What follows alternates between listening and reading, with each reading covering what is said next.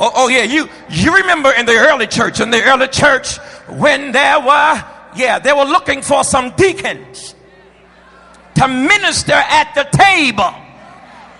Some men that was going to do nothing but serve food to the saints. But listen to the criteria. Pick ye out 7 men. And the first criteria was they had to be filled with the Holy Ghost. Notice, all they're going to do is wait on the tables, serve some food to the saints, but they didn't want them doing that unless they had the Holy Ghost. And today we got folk doing some of every, preaching and singing and testifying, and don't have no power with God.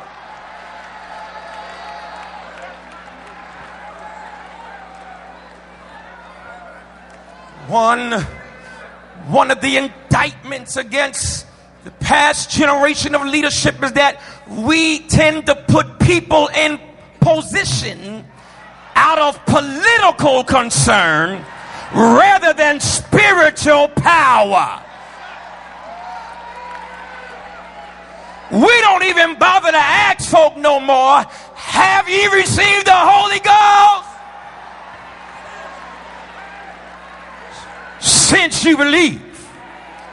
Well, that was the criteria in the church I grew up in. Good God, after you spoke in tongues, them mamas had you right back on the altar the next service.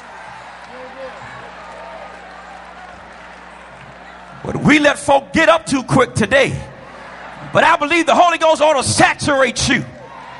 That's why our attitude is such a major problem in our churches.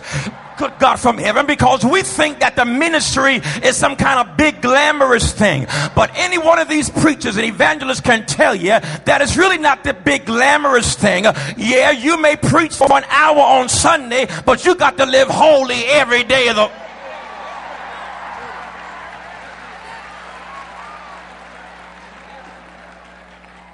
I believe it's time for us to labor for God till the Holy Ghost saturates us.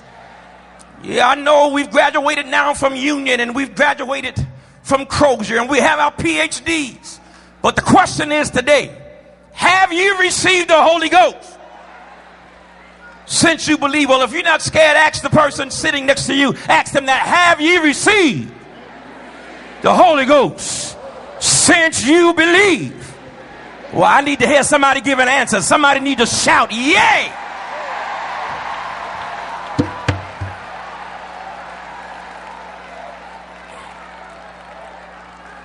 See, and what I want to deal with, I hear the Father saying, what I want to deal with very quickly, and then I'm going because I'm not going to sermonize you today, but what I hear God saying is that many times we have only, when we speak of the Holy Ghost, many times we only speak of Him in terms of speaking in tongues or in terms of power.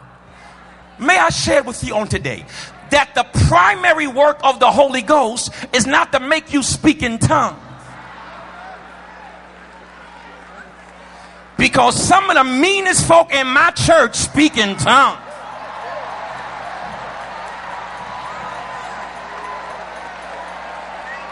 Some of the most hard-headed and contrarious folk I know, yabba dabba do.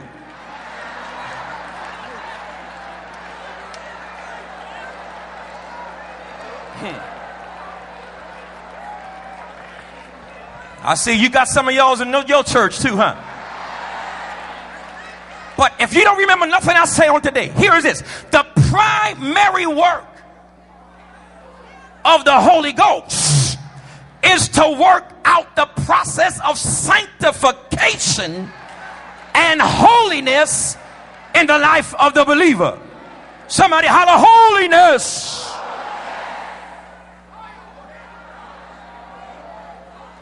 Come on, say it again, holiness.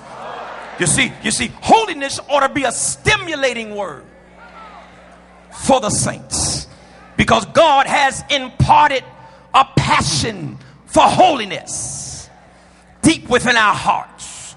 Holiness means being near God, like God, given to God, pleasing God. Holiness is something that believers want more than anything in this world. That's the reason why we need the Holy Ghost, is so that he can primarily work out holiness within us. Holiness is consecrated closeness to God. Holiness, in essence, is obeying God, living for God, imitating God, keeping God's law, taking God's side against sin. Y'all don't hear me today. I said holiness is taking God's side against sin.